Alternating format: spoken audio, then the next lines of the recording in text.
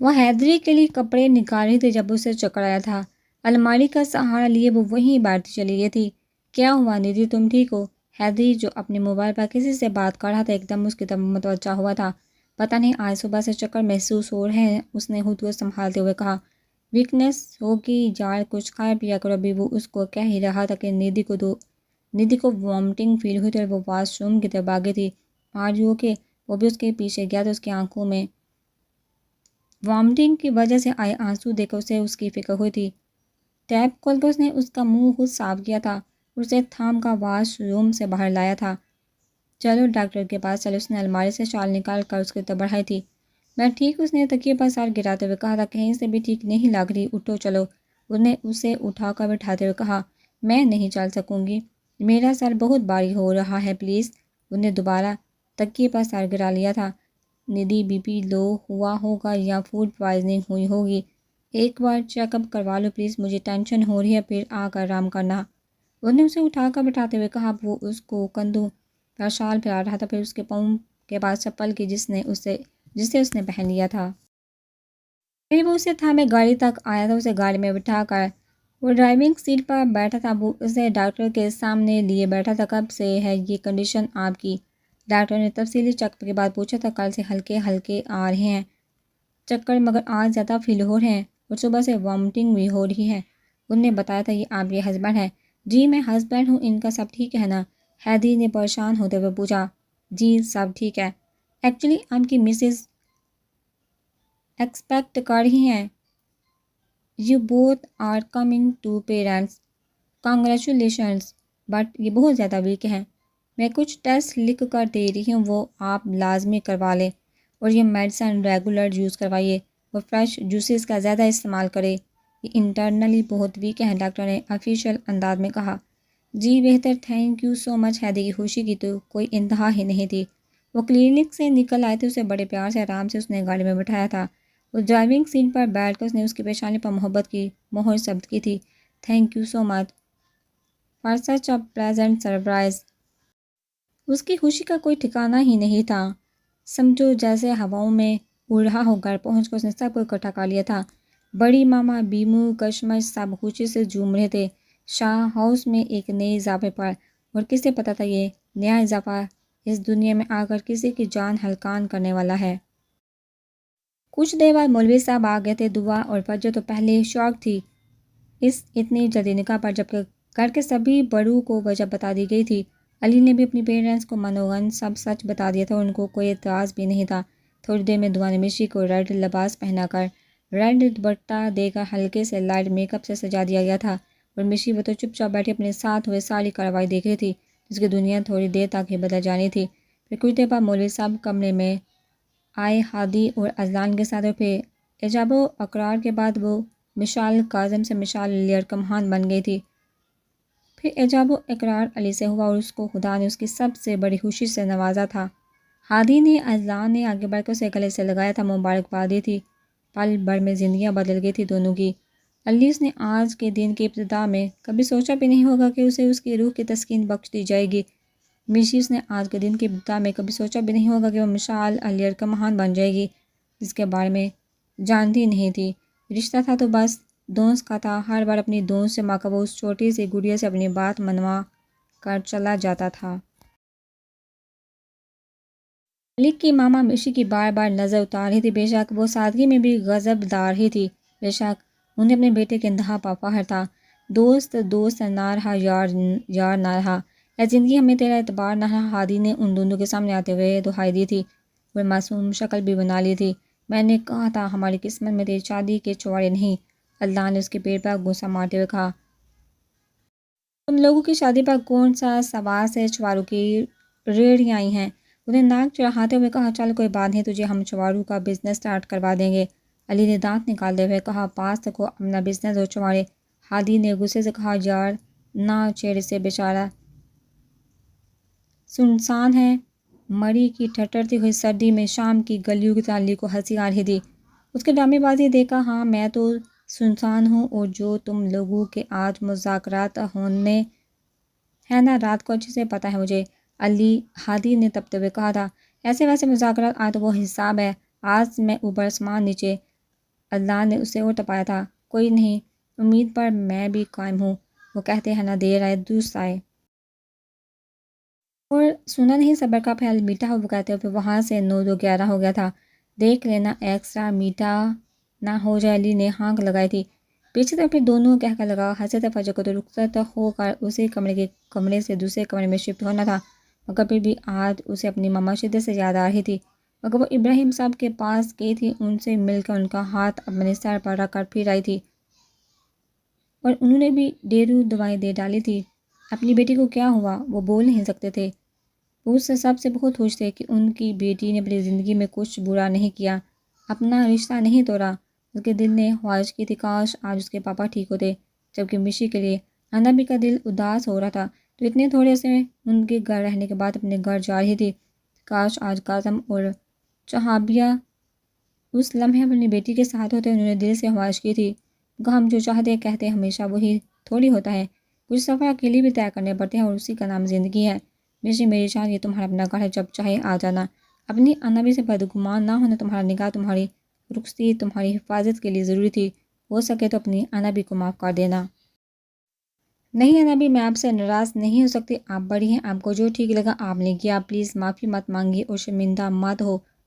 اس نے ان کے گلے لگتے ہوئے کہا۔ شکریہ انابی کی جان، ہمیشہ خوش رہو، آباد ہو، سکر ہو۔ انہوں نے دل سے دعا دی تھی۔ نیدا بیگم فجر دعا سا بار بار ملی تھی اس سے۔ اللہ نے اس کے سر پر ہاتھ رکھتے ہوئے علی کو اس کا خیال رکھنے کا کہا تھا۔ ویسے تو میں علی کا دوست ہوں اور بھائی بھی، آج میں یہاں تمہارا بھائی بن کر کھڑا ہوں۔ میری بہن کو کبھی کوئی تکلیف نہ پہنچانا علی، اسے ہمیشہ خوش رکھنا۔ ہادی نے بھی اس کے سر پر ہاتھ رکھتے علی کو تنبیہ کی تھی، اور وہ اتنے سارے رشتوں اور دعاؤں کے آنچل میں علی کے ہمراہی میں اس کے گھر جانے کے لیے گاڑی میں بیٹھی تھی۔ کل کے لیے سارے انتظامات ہو گئے ہیں، اس بار کوئی گڑبڑ نہیں ہونی چاہیے، ہمدانی باکیزی سے کہہ رہا تھا۔ ٹھیک ہے، لڑکی کی تصویر تمہیں میں سینڈ کر رہا ہوں، شاہ ہاؤس سے اٹھا کر تم اسے سیدھا فارم ہاؤس لے کر جاؤ گے جہاں میرا اس سے نکاح ہوگا، اس کے باپ کے سامنے، اور اس کے باپ کے سامنے اس کی بیٹی کو میں بیوی کا درجہ دوں گا۔ وہ کہہ کر لگاتے ہوئے بولا، باقی کی ڈیٹیل کل میں تم سے وقتاً فوقتاً لیتا رہوں گا۔ اس نے کہہ کر کال ڈسکنیکٹ کی تھی، اور ہادی سے جان چھڑوا کر اپنے روم کی طرف بڑھا تھا۔ سامنے وہ پورے استحقاق کے ساتھ بیڈ کے بیچوں بیچ بیٹھی تھی، اس پر ایک بھی نظر ڈالے وہ سیدھا الماری کی طرف گیا تھا اور کپڑے لے کر واش روم گھسا تھا۔ فجر کی کمر تہتا ہو گئی، اس کا انتظار کرتے اب بھی وہ آدھے گھنٹے سے واش روم میں ہی تھا۔ اسے رونا آ رہا تھا، مجھے چینج کر لینا چاہیے، اتنی تذلیل کافی ہے میری۔ اس نے میری طرف دیکھنا بھی گوارا نہیں کیا، اسے رہ رہ کر اپنا آپ فضول بے مقصد لگ رہا تھا۔ وہ خود کو ایسی دلہن تصور کر رہے تھے جو بے مول ہو، آنکھوں سے آنسو بہہ رہے تھے، عورت ہی نہ شوہر کی بے روحی برداشت ہی کب کر سکتے تھے۔ وہ واش روم سے نکلا تھا اپنے گیلے گھنے بالوں میں انگلیاں چلاتے ہوئے، پھر ٹیبل سے کیز اٹھائے وہ والٹ جیب میں ڈالا۔ کہاں جا رہے ہیں آپ؟ اس کی ہمت ختم ہوئی تو اس کے سامنے کھڑے ہو کر بہتے آنسو سے پوچھا تھا۔ ہٹو سامنے سے، اس کی طرف دیکھ کے بغیر کہا تھا نہیں ہٹوں گی۔ انہوں نے ہٹ درمی دکھائی تھی، ہٹو، غصے سے کہتے اس نے اسے ہاتھ سے پڑے کرتے قدم آگے بڑھا تھے۔ آئی ایم سو سوری۔ انہیں روتے ہوئے اس کا بازو مضبوطی سے پکڑا تھا۔ It's okay now leave my hand. انہوں نے اس بار بھی اس کی طرف بغیر دیکھے سرد لہجے میں لفظ ادا کیے تھے، دیکھتا تو شاید کمزور پڑ جاتا۔ اور بس ازلان کی ساری ناراضگی ختم ہوئی تھی، اس نے اسے باہوں میں اٹھایا تھا، بیڈ پر لا کر آرام سے بٹھایا تھا۔ تمہیں پتہ کتنی اذیت کاٹی ہے میں نے، کیوں؟ تم نے خود کی سانسیں کھینچنی چاہی، پل پل مرا ہوں دوسرے جسم، پتہ ہے کب نکلتے جب کوئی اپنا تکلیف میں، اور اس دن میری ہر لمحے روح نکل رہی تھی۔ کیوں کیا تم نے ایسا؟ اس کے چہرے کے ہر نقش کو چومتے ہوئے دیوانہ وار کہہ رہا تھا، اور وہ بے آواز آنسو سے اس کے ہر لمس کو خود میں تحلیل ہوتا دیکھ رہی تھی۔ I am so sorry not sorry it's time to punish, اس نے اس کی سانسوں کو انہیل کرتے ہوئے کہا تھا۔ نادش اس سے پہلے کہ وہ کچھ کہتی وہ اس کی سانسوں کو اپنے قبضے میں لے چکا تھا۔ کتنی دیر وہ اس کی سانسوں میں الجھا رہا تھا، اس کو پیچھے کرنے کی مزاحمت کرتی رہی تھی، مگر وہ اپنی گرفت ڈھیلی نہیں کرنا چاہ رہا تھا۔ اچانک فجر کی مزاحمت ڈھیلی پڑ گئی تھی، اس نے اس کی غیر ہوتی حالت کے بعد اس کے ہونٹوں کو اپنے ہونٹوں سے جدا نجات دی تھی۔ وہ لمبے لمبے سانس لے رہی تھی، کانپ رہی تھی۔ فجر جان حضرت شاہ، آج میں تمہیں کسی بھی کمزور حرکت کو ہاتھ میں لانے کے موڈ میں نہیں ہوں، اس نے اس کے لرزتے وجود پر قبضہ کر اس کے گردن پر لب رکھتے ہوئے کہا تھا۔ آج تم نے خود میرے جذبوں کو ہوا دیا، بک تو ساری رات ان شدتوں کو جن پر میں نے پچھلے 5 سال سے پہرے بٹھائے ہوئے تھے۔ کہتے ہوئے اس نے اپنی شرٹ اتار کر دور صوفے پر پھینکی تھی، اس کو کروٹ کے بل کرتے اس کے فراق کی زپ کھولی تھی۔ اسے اس کی شدت سے خوف آیا تھا، مگر کیا کرتی، اس کی ناراضگی بھی تو ختم کرنی تھی۔ اب اس مانسٹر کی شدت کو بھی برداشت کرنا ہی پڑنا تھا۔ دعا والی بات بڑے بڑے پنگے کیوں لیتی ہو؟ اب پنگا لیا ہے، اذلان حیدر شاہ سے ٹکرائی تھی تو برداشت تو کرنا ہی تھا۔ اسے سیدھا کرتے اس کے کندھے سے فراق ہٹاتے اپنے لب رکھ چکا تھا۔ اس کی گرفت، اس کی شدتیں اتنی جان لیوا تھی کہ فجر اذلان حیدر شاہ اپنا آپ سونپ چکی تھی اسے۔ فجر نے اپنے بازو اس کے گلے میں ڈالے تھے۔ کمرے میں مانی ہنسی، خاموشی، اس کے جنون، اس کی محبتیں، اس کی شدتوں کا منہ بولتا ثبوت تھی، اور وہ پور اس کی محبتوں میں بکتی چلی جا رہی تھی۔ وہ لازوال دلوں کی محبتیں ایک ہوئیں، دو روحیں اتنے کٹھن مرحل سے گزر کر ایک دوسرے کی روح میں تحلیل ہوئی، اور بے شک ملن مکمل ہوا، سچی محبت کا، تپتے جذبوں کا۔ کل اس کا ولیمہ ہے اور میں چاہتی ہوں سیدھا دل پر گولی لگے اور وہ وہیں ڈیر ہو کر گر جائے، تب آئے گا میرے دل کو سکون۔ اس نے ٹھنڈی سانس لیتے ہوئے کہا، کام ہو جائے گا نا؟ اینا نے سامنے بیٹھے شوق سے کہا، جی میڈم، کچا کھلاڑی نہیں ہوں، بہت سے تگڑے تگڑے بندے ٹپکائے ہیں، یہ تو پھر ایک مریل سی لڑکی ہے۔ اس نے مسکراتے ہوئے کہا، گڈ، اذلان کو ہراش میں نہیں آنی چاہیے اور فجر بچنی نہیں چاہیے۔ ایڈوانس یہ رہا، اٹھاؤ باقی کام ہونے کے بعد، اور اس کے بعد میں آپ کو نہیں جانتا اور آپ مجھے نہیں۔ اس نے کہہ کر لگاتے اپنی بات مکمل کی اور رقم اٹھاتا نکل گیا۔ آنا تو تم نے میرے پاس ہی ہے اذلان، انتظار رہے گا۔ اینا مسکراتے ہوئے کہا، شکر ہے یار تم نے کال تو ریسیو کی۔ بیمو نے اس کی کال اٹھاتے ہی کہا تھا، ہاں یار actually I lost my mobile اور کچھ میٹنگز میں بہت بزی رہا۔ احمد نے مصروف سے انداز میں کہا، اچھا تم آ کب رہے ہو؟ بیمو نے پوچھا، بس یار پرسوں کی فلائٹ ہے صبح کی۔ ویل گڈ، تو پھر میں اپنا ولیمہ پرسوں ارینج کروا دیتا ہوں۔ بیمو نے مسکراتے ہوئے کہا، کیا مطلب؟ وہ اس کی بات سن کر ٹھٹکا تھا۔ مطلب یہ رات کو میرا نکاح ہوا ہے کشمش کے ساتھ، اور میں پچھلے 4 دن سے تجھے اس لیے کال کر رہا تھا مگر تو نے ریسیو ہی نہیں کی۔ اس نے گویا احمد کی سماعتوں پر بم پھوڑا تھا۔ واٹ؟ اس کو گہرا صدمہ لگا تھا۔ ہاں یار سچی میں نے بہت کال کی۔ اس نے اپنی صفائی دی، اتنی کیا جلدی تھی میرے آنے تک، ویٹ تو کر لیتے۔ اس نے اپنے لہجے کو حتی الامکان نارمل رکھا تھا، حالانکہ اس کا خون جل رہا تھا۔ بس یار اس کے رشتے آ رہے تھے، مجھے غصہ آ گیا تو بس پھر میں نے ماما سے کہا کہ میرا 2 دن میں نکاح کروا دے۔ اس نے ساری بات بتائی تھی کیا؟ چپ کیوں ہے؟ مبارکباد کون دے گا؟ اس نے شکوہ کیا۔ ہاں مبارک ہو۔ اس نے رسم پوری کی تھی، خیر مبارک، پھر پرسوں کا ولیمہ ڈن رکھتا ہوں، بائے۔ بیمو نے کہہ کر کال کاٹ دی تھی، اور احمد اس کو اپنی سماعتوں پر یقین نہیں آ رہا تھا۔ مطلب جسے وہ جنون کی حد تک چاہتا تھا وہ بیمو کی ہو چکی تھی۔ اس نے غصے میں آ کر کمرے کی ہر چیز کو تہس نہس کر دیا تھا، پھر موبائل اٹھا کر کشمش کا نمبر ملایا۔ ہیلو، تیسری بیل پر ہی کال ریسیو ہو چکی تھی۔ تم نے شادی کر لی؟ اسے وہ غصے سے دارا تھا، تو پھر تو اصولاً تمہیں مجھے مبارکباد دینی چاہیے۔ اس نے مسکراتے ہوئے کہا، بکواس بند کرو اپنی، تمہیں میں اس کا ہونے نہیں دوں گا کبھی، اس نے چلاتے ہوئے کہا تھا۔ مگر مجھے تو رات اس نے پورے حق سے اپنا بنایا ہے، اپنی محبتوں میں پور بگایا ہے، اس نے چہکتے ہوئے کہا۔ شٹ اپ، وہ پھر سے داڑا تھا۔ احمد، افسوس ہو رہا ہے مجھے تمہاری حالت پر، مگر میرا رب عزتوں کو حفاظت کرنے والا ہے۔ اس نے میرے نصیب کی خوشی مجھے دینے کے لیے تمہیں خود ہی میرے راستے سے ہٹا دیا۔ وہ شکر گزار تھی، غلطی کی تمہیں اس دن بغیر نکاح کے چھوڑ دیا، مگر اب تمہیں کبھی اس کے ساتھ سکون سے رہنے نہیں دوں گا۔ میری دنیا برباد کر کے اب تم بھی نہیں رہو گی، یہ وعدہ ہے میرا تم سے، کہتے اس نے کال کاٹ دی تھی۔ اسے علی کے کمرے میں پہنچا دیا گیا تھا۔ بیٹا آرام سے بیٹھو، گھبرانے کی ضرورت نہیں اور ڈرنا بھی نہیں، ہم سب ساتھ ہیں تمہارے، سب ٹھیک ہو جائے گا، اور آج سے میں آپ کی ماما ہوں، کچھ بھی چاہیے ہو، کسی بھی چیز کی ضرورت ہو تو بلا جھجک میرے بچے نے اپنی ماما کو بتانا ہے، ہاں؟ علی کی ماما نے آگے بڑھ کر مشی کی پیشانی چومتے ہوئے کہا، کچھ کھاؤ گی بھجواؤں کچھ اپنے بیٹے کے لیے؟ انہوں نے نرمی سے پوچھا۔ نہیں بھوک نہیں، اس نے اپنے آنسو اپنے اندر اتارتے ہوئے کہا۔ اچھا ایسے کرتی ہوں، میں تمہارے لیے دودھ بھجواتی ہوں، وہ پی لینا، انہوں نے اٹھتے ہوئے کہا۔ آنٹی مجھے دودھ نہیں پسند، میں نہیں پیتی، اس نے پھر سے لرزتے ہوئے کہا۔ اچھا تم برس کرو، میں فلیور ڈلوا کر دودھ میں بھجوا دیتی ہوں، تمہیں پسند آئے گا، انہوں نے مسکراتے ہوئے کہا تھا۔ اکیلی ڈرو گی تو نہیں؟ بس تھوڑی دیر تک علی آ جائے گا، پریشان نہیں ہونا، پیار سے کہتے ہوئے انہوں نے قدم باہر کی طرف بڑھا دیے تھے۔ بہت پیار ہو رہا تھا انہیں اس چھوٹی سی گڑیا پر جو اتنے برے حالات سے گزر رہی تھی۔ وہ کمرے سے جا چکی تھی۔ ملازمہ نے کمرے میں آ کر دودھ کا گلاس ٹیبل پر رکھ دیا تھا اور وہ بس بے بسی سے اس کمرے کو دیکھ رہی تھی۔ کبھی سوچا بھی نہیں تھا کہ ایسے کسی زبردستی کے بندھن میں بن جائے گی۔ وہ شخص جس کا نام اب اس کے تمام جملہ حقوق تھے، اسے نفرت، شدید نفرت۔ وہ بھی اپنی سوچوں میں ہی گم تھی کہ اسے ڈور اوپن ہونے کی آواز آئی تھی۔ علی کو دیکھا وہ جھٹکے سے بیٹھ سے اتری تھی۔ علی نے ڈور لاک کیا تھا اور آہستہ آہستہ قدم اٹھاتا اس تک پہنچا۔ تمہیں کسی نے یہ نہیں بتایا کہ جب تک شوہر نہ آئے تب تک بیڈ پر بیٹھ کر شوہر کا انتظار کرتے ہیں؟ اس نے اس کے بالکل پاس کھڑے ہوتے ہوئے کہا۔ ڈور کیوں لاک کیا؟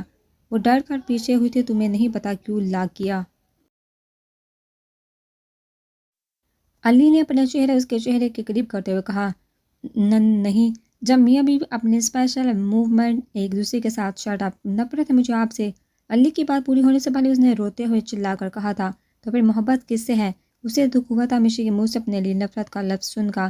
جس سے بھی ہو، آپ نے اپنی مرضی کا لی، ہو کے ہوش، میرے پاپا کو بھی چھین لیا، مجھ سے میری ہوشیاں چھین لی، میں آپ کو کبھی معاف نہیں کروں گی۔ آئی ہیٹ یو، اس نے اس کے سامنے سے ہٹے ہوئے کہا تھا۔ آنسو آنکھوں سے مسلسل بہہ رہے تھے۔ اس سے پہلے کہ وہ مورتی علی نے بازو سے پکڑ کر اسے اپنے سامنے کیا تھا۔ وہ جانتا تھا کہ وہ یہ سب بس جس تکلیف میں اور درد میں ہے اس کی وجہ سے کہہ رہی ہے۔ ہمدانی سے شادی کر کے تمہیں تمہاری خوشیاں مل جاتی کیا؟ بتاؤ مشی، کیا وہ تمہیں وہ سب دیتا جو تم سے چھینا گیا ہے؟ کیا وہ تمہاری زندگی پھولوں سے بھر دیتا؟ اس نے اس کے بازو کو دبوتے آنکھوں میں دیکھتے ہوئے الفاظ ادا کیے تھے۔ پین ہو رہا ہے، چھوڑیے مجھے۔ اس نے اس کا ہاتھ اپنے ہاتھوں سے ہٹانا چاہا۔ مجھے بھی ہو رہا تھا تب سے، جب سے یہ سنا کہ تم اس ہمدانی سے۔ مشی، کیا اس نے جو زخم تمہیں دیے وہ بڑھ پاتا؟ علی کی آنکھیں سب سے لال ہو رہی تھی۔ آئی نیڈ مائی بابا ان اینی کاسٹ، اس نے سسکتے ہوئے کہا تھا۔ I need you in any cost, میں چاہتا ہوں، میں نے تمہیں تکلیف دی ہے لیکن میں تمہیں کھونا نہیں چاہتا تھا، تمہارے ہر دکھ کا مداوع کروں گا۔ اس نے اپنا چہرہ اس کے چہرے کے قریب کرتے ہوئے کہا۔ اس نے اپنا چہرہ پیچھے کرنا چاہا تھا۔ علی نے اس کی کمر میں ہاتھ ڈال کر خود کے قریب کیا تھا، اتنا کہ دونوں کے چہروں پر ایک دوسرے کی نرم گرم سانسیں محسوس ہو رہی تھی۔ مشی، میرا دل بند ہونے لگتا ہے جب میں سوچتا ہوں کہ اگر میں تمہاری باتیں نہ سنتا اور تم اس ہمدانی سے نکاح کر لیتے تو کیسے رہ پاتا میں، کیسے سانس لے پاتا؟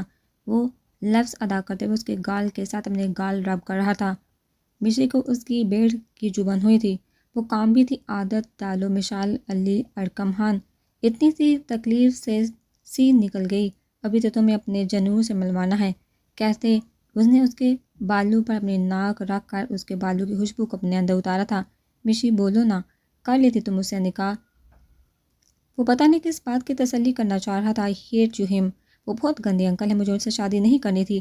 علی، انہوں نے مجھے سلیپ کیے تھے، میرے شولڈر پر، نیک پر برن کیا تھا، مجھے بہت پین ہو رہا تھا، میں نے بہت معافی مانگی ان کے آگے ہاتھ جوڑے، مگر انہوں نے میری فراق کی زپ کھولی، میرے کپڑے پھاڑے، پھر مجھے اٹھا کر بیٹھ۔ علی کی ہمت ختم ہوئی تھی۔ اسے سینے سے لگا کر ٹائٹ ہگ کیا، اس کو خود میں اتارنا چاہ رہا تھا۔ وہ رو رہی تھی، سسک رہی تھی، اسے خود سے الگ کر کے اس نے اپنے لب باری باری اس کے نم پلکوں پر رکھے تھے۔ آنسو نہ دیکھو آپ ان آنکھوں میں، اس نے تنبیہ کی تھی۔ میں لاؤں گا کاظم انکل کو، اینڈ آئی پرامس یو، وہ 2 دن کے اندر اندر تمہارے پاس ہوں گے۔ اب وہ اس کے گالوں پر بہتے آنسو کو اپنے لبوں سے چوندا کہہ رہا تھا، وہ نہیں دیں گے۔ اگر انہوں نے پاپا کو مار، وہ پھر سے خوف زدہ ہوئی تھی۔ کچھ نہیں ہوگا، پلیز ایک بار بھروسہ کر کے دیکھو، اس نے التجا کی تھی۔ آئی نیڈ پاپا، میں ان سے باتیں کرنا چاہتی ہوں، ان کے پاس بیٹھنا چاہتی ہوں، انہیں حق کرنا چاہتی ہوں۔ I lost my mother but I don't want to lost my father, وہ پھر سے رو رہی تھی۔ سب ہوگا، ٹرسٹ می۔ اب اسے باہوں میں اٹھا کر بیڈ پر لایا تھا۔ روئی روئی آنکھیں لال ہو کر الگ ہی غضبدار ہی تھی، چھوٹی سی سرخ ناک بھی اداس ہی ہونٹوں پر لگے، مٹی مٹی ریڈ لپسٹک، اس کا ایمان ڈگمگا رہی تھی۔ اس نے اسے لٹا کر اس کے گلے سے دوپٹہ اتارنا چاہا، اس نے بھیگی پلکوں سے مضبوطی سے اس کے ہاتھ پر ہاتھ تک اپنا دوپٹہ اتارنے سے روکا تھا۔ نشان میرے لیے انمول ہے، میرے لیے قیمتی ہے، کہہ کر اس نے اس کے گلے سے دوپٹہ اتار کر صوفے پر پھینکا تھا۔ اب وہ اس کے ایک ایک زخم پر باری باری اپنی پرحدت لمس چھوڑ رہا تھا اور وہ اس کی قربت میں کانپ رہی تھی۔ گردن سے ہوتے ہوئے اس کے لبوں نے اس کے کندھے پر موجود نشانوں کا سفر کیا تھا۔ اس کے کندھے کے زخموں پر اپنی مہر ثبت کر کے اس نے اس کی چھوٹی سی ناک کے ساتھ ناک جوڑی تھی۔ مشی، یو آر مائی بچہ and I want to see my بچہ brave, I love you my life, اس کے ہونٹ بولتے ہوئے اس کے ہونٹوں کو چھو رہے تھے. آپ. اس سے پہلے وہ اپنے لرزتے ہونٹوں سے کچھ کہتی.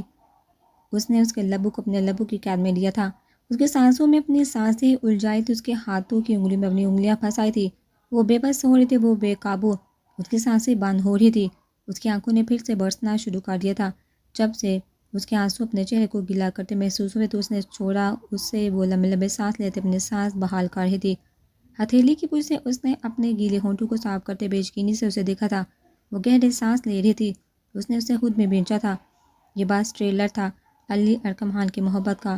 بڑے بنا دوں گا اپنی بچی کو. اب اس نے اس کے کان کے لو کو دانتوں تلے دبا کر پورے لمس چھوڑا تھا. وہ پھر سے لرزی تھی. اس کے ہر لمس پر اسے اپنی جان فنا ہوتی محسوس ہو رہی تھی. چلو اٹھو، منہ دھو کر آؤ. نہ ہے. Then I are going to sleep. اس نے اسے اٹھاتے ہوئے کہا تھا. آئی ڈونٹ لائک ملک. اس نے اٹھتے ہوئے کہا تھا. منہ دھو کر آؤ. اس نے پھر سے کہا. وہ منہ دھو کر آئے تھے جب اس نے اس کے نہیں کرنے کے باوجود سے دودھ بھی پلایا تھا اور سر درد کی گولی بھی دی تھی. مشی چینج کر لو. اس نے اپنی ٹی شرٹ اور ٹراؤزر کی طرف بڑھایا تھا.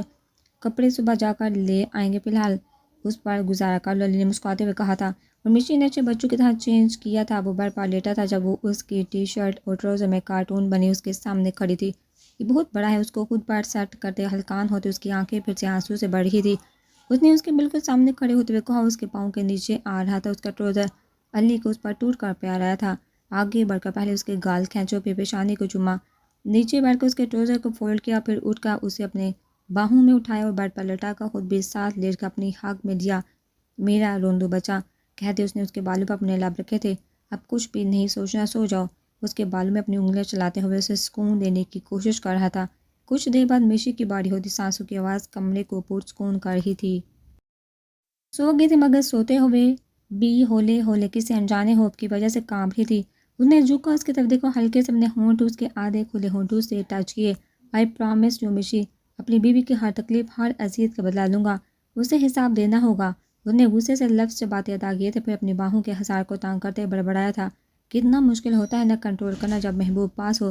کہتے اس نے اپنی آنکھیں سونے کے لیے بند کر دی تھی.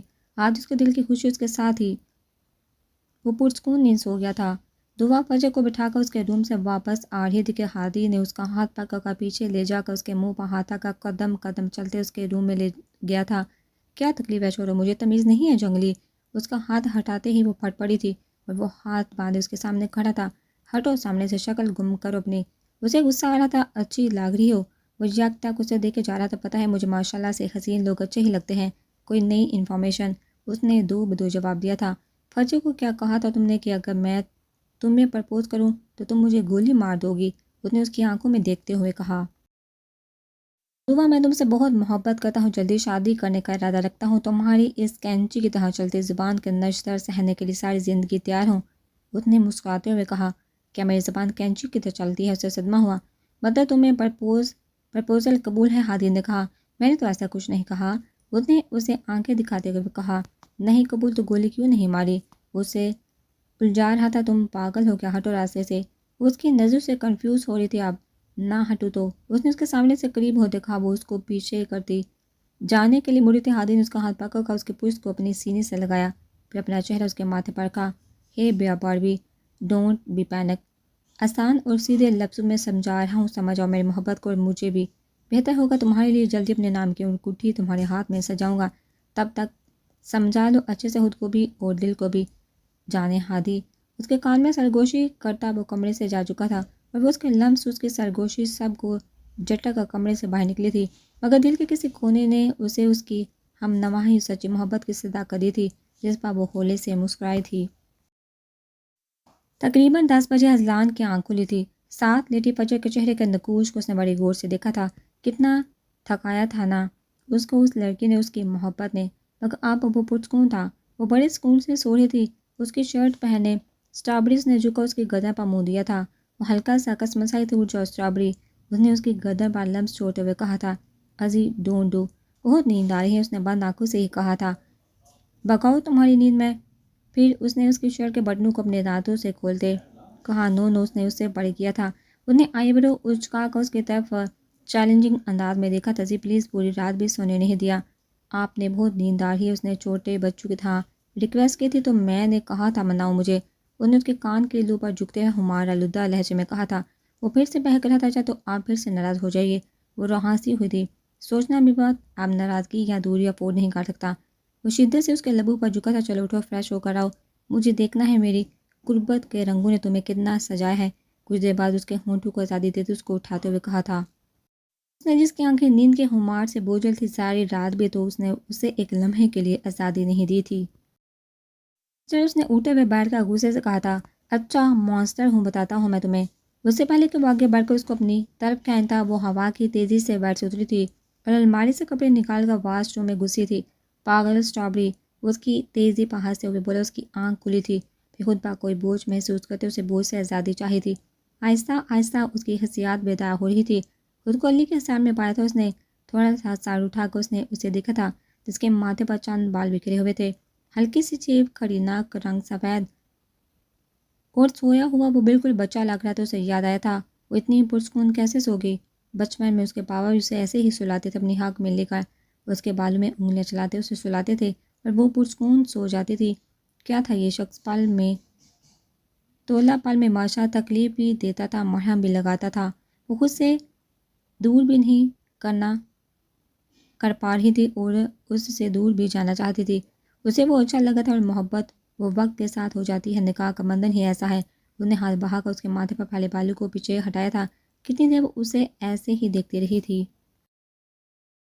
شمیلا، اس نے بند آنکھوں سے کہا۔ وہ اس اچانک آواز سے ڈر کر اس کے اندر گھسی تھی۔ اس کو خود کو زور سے پکڑتے وہ مبہم سے مسکرایا تھا اس کی حرکت پر۔ وہ تو اس کے لمب سے ہی جا گیا تھا۔ بولو، اس نے ہمار لہجے میں اس کے کان کے پاس سرگوشی کی تھی۔ کیا؟ وہ پھر سے اس کی قربت پر لڑکھڑاہٹ کا شکار ہوئی تھی جو میرے چہرے پر ڈھونڈ رہی تھی کب سے۔ اس نے اسے آنکھ بند کرتے کہا۔ سمجھانا ہے چھوڑی، وہ اپنا آپ چھڑواتے ہوئے بولی۔ بہت ظالم ہو تم مشی۔ اس کی کان کے لو کو چومتے ہوئے پیچھے ہوا تھا، وہ تیزی سے واش روم میں غائب ہوئی تھی۔ بیگم تیز گام ایکسپریس، اس نے کہہ کر لگاتے ہوئے کہا تھا۔ وقت ایسے ہی گزرتا چلا جا رہا تھا۔ احمد کی لاکھ کوششوں کے باوجود وہ بیمو سے کشمش کو چھین نہیں پا رہا تھا۔ اللہ نے ندھی و ہیدی کو بہت خوبصورت بیٹے سے نوازا تھا۔ وہ ٹھیک 4 سال بعد بیمو کشمش کو بیٹی اور پھر ایک اور دفعہ اللہ نے ندھی کو گود بڑی تھی جو اس کے بیٹے سے 6 سال چھوٹی تھی۔